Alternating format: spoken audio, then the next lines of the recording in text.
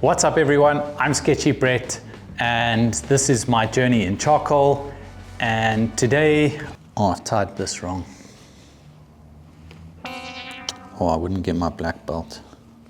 I've composited a drawing idea that is made up of two different parts, and I want to focus on trying to build a little bit of a subtle narrative in this one. I'm kind of excited. It's the first one that I'm really trying to bring in something more on the storytelling side. So let me know what you think in the comments as we go along, and we're gonna jump into it right now. Have you guys seen my gold chair? I think it's cool. Used to be a blue chair. Now it's a gold chair. I added this hummingbird into this woman who, it's kind of like she's feeling the sunshine, but I kind of wanted it to be more literal in terms of the feeling. So I thought the hummingbird and the subtle energies that are being exchanged, and I'll probably call it something like embrace the feeling or something like that. Okay. So same as always, it's kind of blocking in our main dark colors, or dark tonal values rather. And then off the back of that, I will then come in and create my mid-tones and then start to pull out my details. I've learned that I don't have to be as exact here as I'd previously been.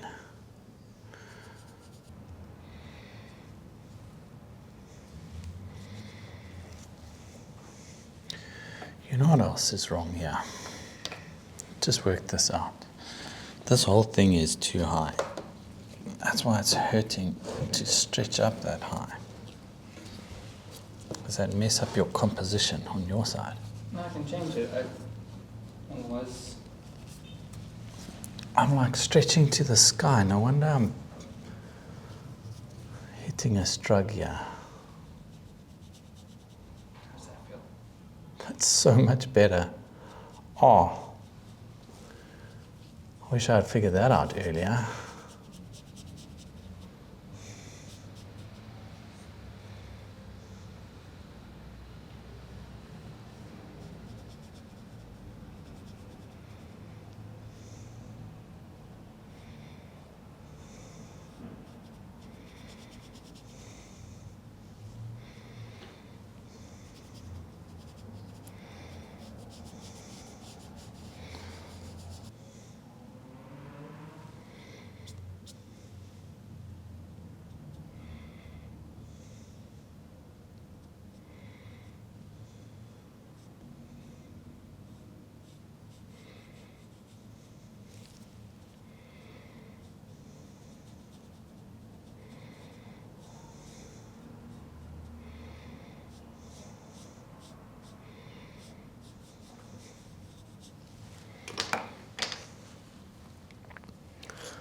So the blending stump has become a lot more important than I originally thought it was going to be.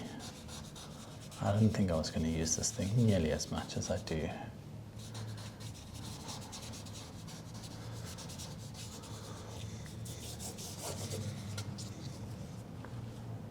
And why has it become important?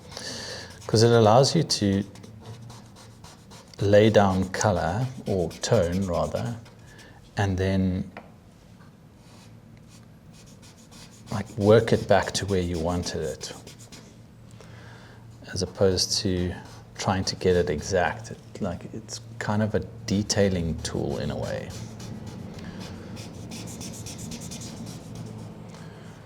Which I suppose shouldn't be too surprising, but it was. Did you assume you could use your finger? I assumed that more of it would just be done with the actual like that little palette knife, or I thought more of it would be able to, and that this would purely just be for like the edges. But you can actually just do a hell of a lot more with it than I expected.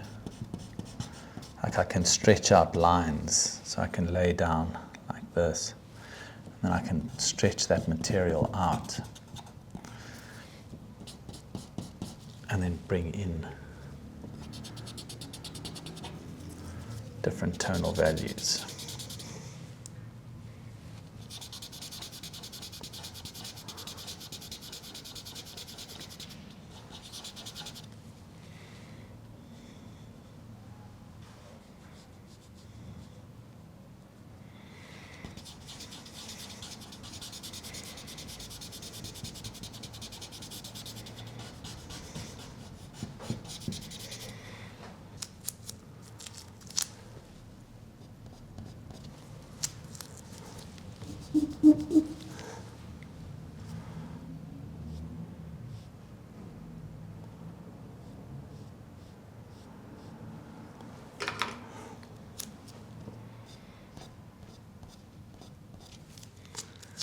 Is there a trick that you do in order to get yourself to not get into the mindset of it doesn't look exactly like the reference picture? Yeah, it's not my intention at all for it to look exactly. So I'm pulling shapes out at this point, and then at some point I stop looking at the reference, because it's just a reference. So once I've got my like composition down, and I've got my details that I'm using this for a reference for, then I just stop looking at the reference.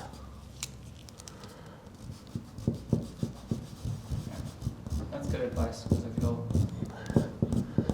like it'd be very easy to just obsess over the fact that it needs to look the same. Oh yeah, for sure. It's actually a great question. Thanks, Jared. Because I think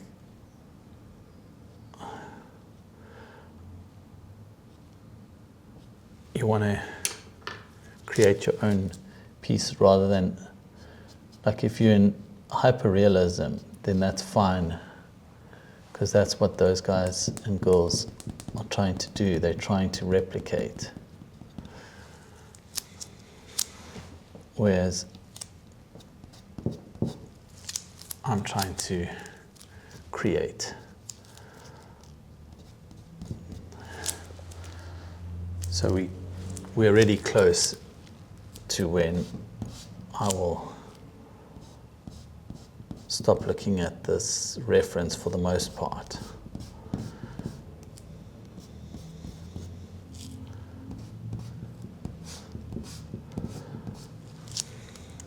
Because otherwise you just fall into the trap of recreating it.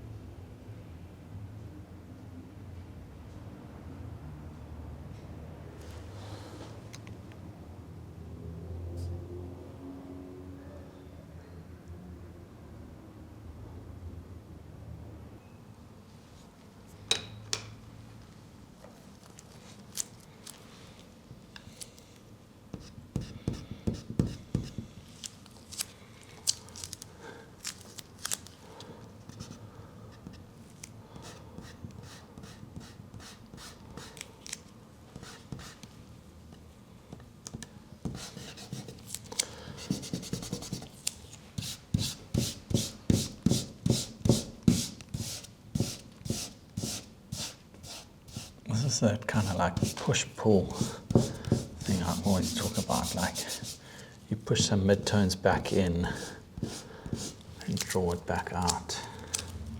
It's pretty cool.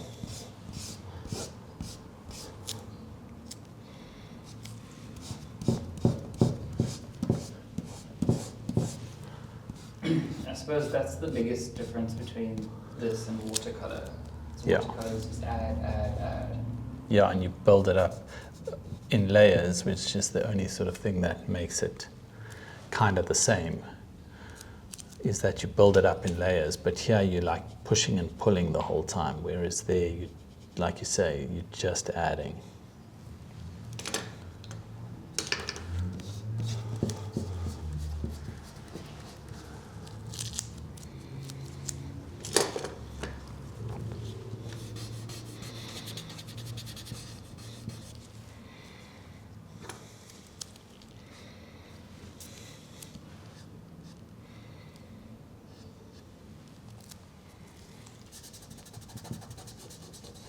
It's quite fun though. It allows you an opportunity to make a small mistake. I don't make mistakes, I just make temporary adjustments that I change my mind on. What's that saying? No such thing as a mistake, only happy accidents. Yeah, look, I had some not so happy accidents, if I'm being honest to the people. And some of these, jeepers, some of these have been just wrecks. That lion was a mistake.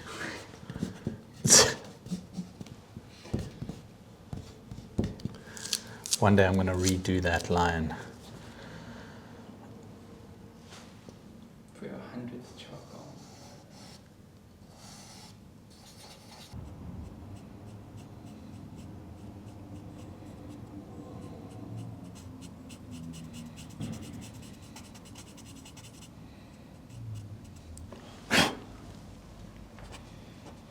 It's a unique technique to add product to the stuff.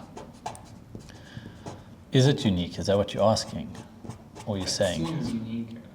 Yeah, I haven't seen other people do it, but it allows me to almost sketch with it, which is obviously familiar to me.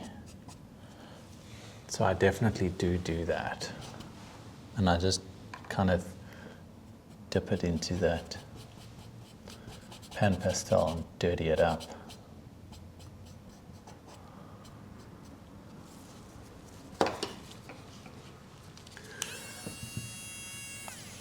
Oh wait, this thing's...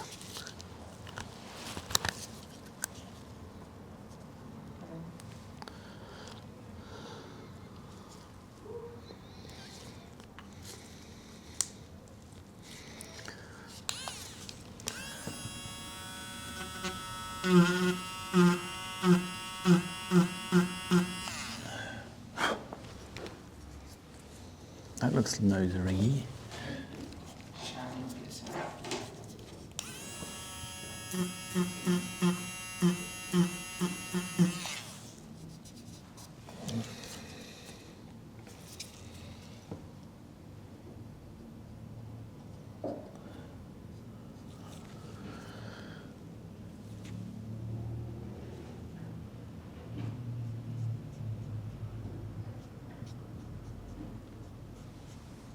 It's also softer using this than a pencil, and I can be more precise with, and then still get that sort of smudged out effect. I think that's why I like doing it like that. Okay, now I think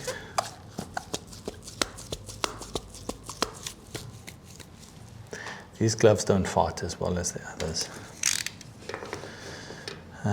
But that's not all I think. I think I'm gonna work on this hummingbird. Okay, so it's dark around the eye. So I'll start there.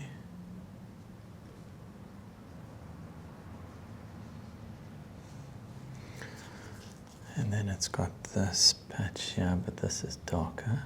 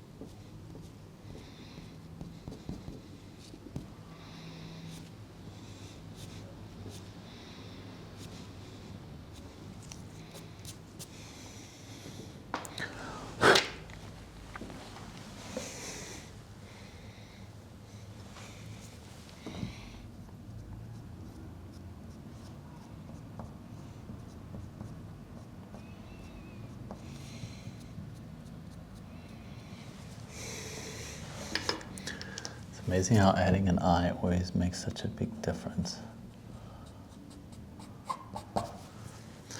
Then we take this okie.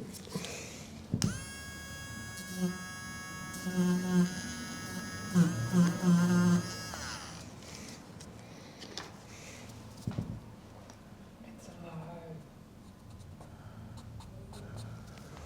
Cool.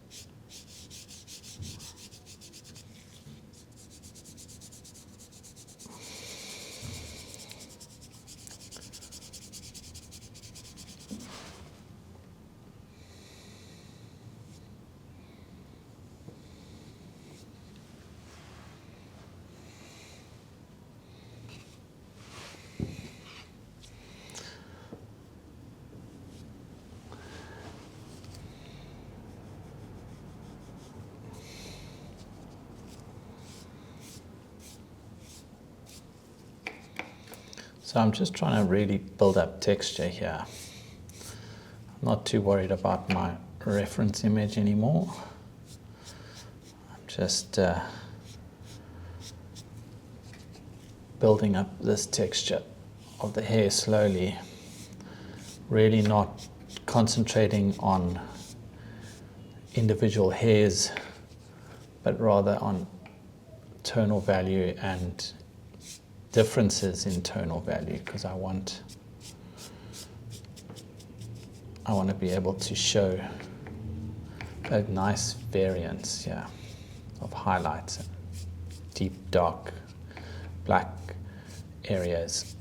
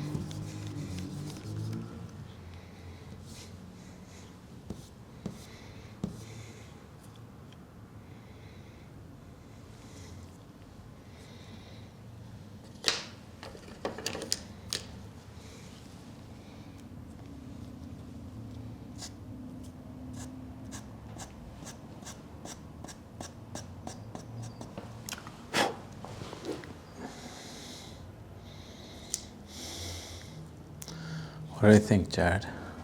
I think it's safe to say the head down.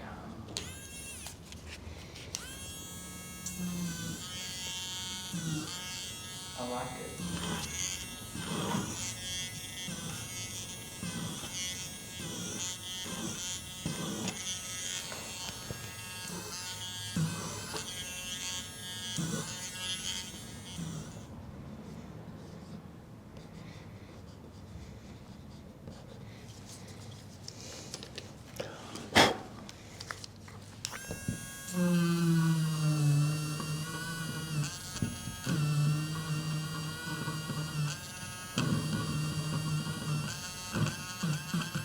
I love that thing 'cause it feels like a tattoo. Yeah.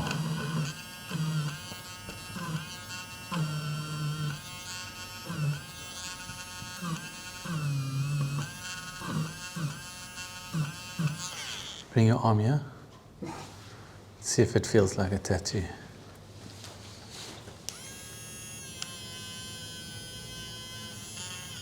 It's a lot more ticklish. Ooh, okay, it does burn afterwards. Really? Feel the burn. No, I want to.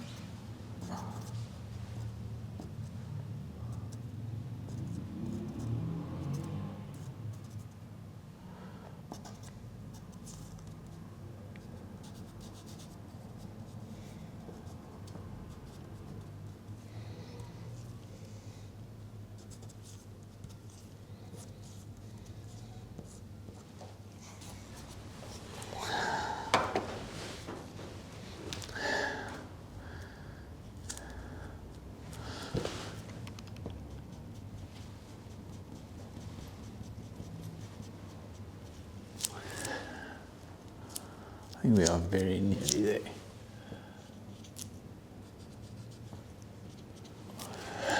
Which probably means stop doing anything before you completely wreck it. No, I do need to bring that down a little bit more. Let's see.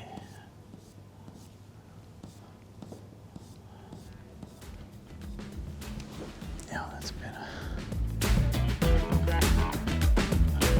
Okay, so I think I'm done. I'm going to resist the temptation to play around with this anymore. I'm happy, there's lots of movement and I like some of the little elements. And I think it's quite a cool little narrative that I've built here. So I'm really excited and my journey in charcoal is definitely progressing far more than I ever expected. And if you'd like to follow it from the beginning with my disaster lion, here it is. If you'd like to see one of my favorite episodes from the series thus far, you can get it here. And until next time, keep it sketchy.